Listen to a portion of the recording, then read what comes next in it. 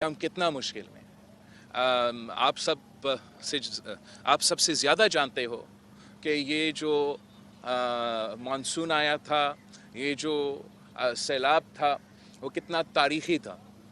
मैं तो दुनिया भर में जो है ये एक एग्ज़ाम्पल बन चुका है। यूनाइटेड नेशंस से लेके जनरल असेंबली जो न्यूयॉर्क में हुआ, और फिर शर्म एल शेख में जो COP27 का कॉन्फ्रेंस हुआ, वहाँ पूरी दुनिया कह रही है कि जो पाकिस्तान के साथ हुआ, 1/3 अपना उनका ज़मीन पानी में डूब गया, सैलाब में डूब गया। 33 million flood affectees, climate refugees, 16 million children affected, 600,000 pregnant women affected. एक इस किस्म का जो कुदरती आफत है, इस साइज़ का दुनिया ने अभी तक देखा नहीं है। आप किसी और मुल्क के पास ये एग्ज़ाम्पल नहीं है कि उनका 1/3 जो सरज़मीन है वो पानी के नीचे डूबा हुआ हो।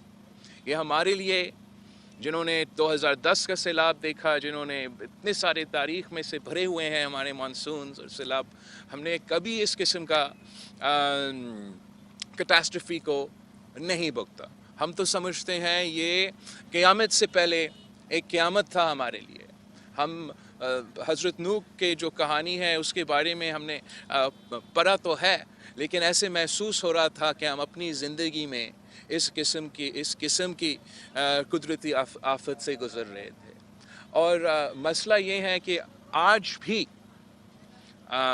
कुछ इलाके बलूचिस्तान और सिंध के पानी से अभी तक मुतासर हैं, अभी तक पानी मौजूद है और बड़ा साइज़ का पानी मौजूद है।